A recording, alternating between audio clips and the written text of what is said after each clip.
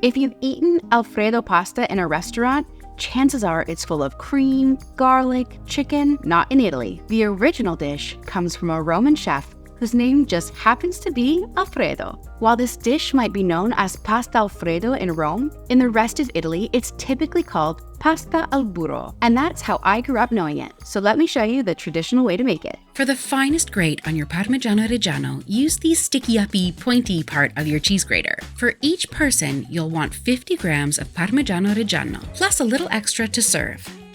Add your boiled water to a large pot. You want to make sure to have enough water so that your pasta has room to move around in the pot. While the water is coming up to a boil, spread 50 grams of butter per person in the bottom of your serving dish. This is easiest with room temperature butter. You want to spread your butter all the way across the bottom of your dish, creating a thin layer. This way, when the hot pasta hits the butter, it melts and emulsifies quickly. Season your boiling water with a good amount of salt. Add 100 grams of pasta per person to your boiling water. You've probably heard this called fettuccini Alfredo. Alfredo was king of the fettuccine noodle, but you can make this with any long pasta noodle, spaghetti, bucatini, or today I'm using pappardelle. Cook your pasta slightly less than the directions on your package. Mine says 8 minutes, so I'm cooking it for 7. Add your pasta straight from the pot into your serving dish with your butter. You'll want some of your residual pasta water to travel with the pasta into the serving dish. Now carefully but quickly start to stir your pasta in the butter.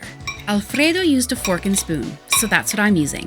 Once the butter has completely melted, add in 1/3 of your Parmigiano Reggiano. Continue stirring. The most important part of this recipe is using quality ingredients. Make sure you're using real Parmigiano Reggiano, not the stuff with the green lid. The sauce will start to seize and look a little bit too thick. Add in a small scoop of your pasta water. Start with about 1/8 of a cup and add more if you need it. You can already see the sauce starting to form in the bottom of your serving dish. Add in the remainder of your cheese. Continue stirring until all of the butter, cheese, and pasta water have come together. There's a little bit of a love story behind this dish. He started making the pasta for his wife who had just given birth to his son, but completely lost her appetite.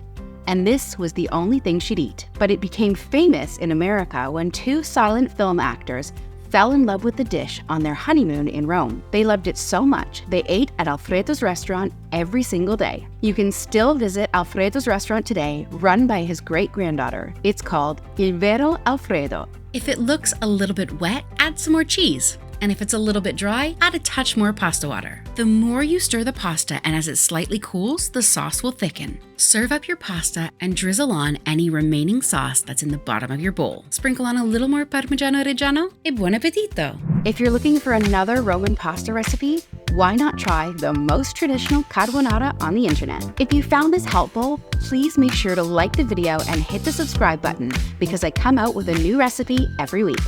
See you next time!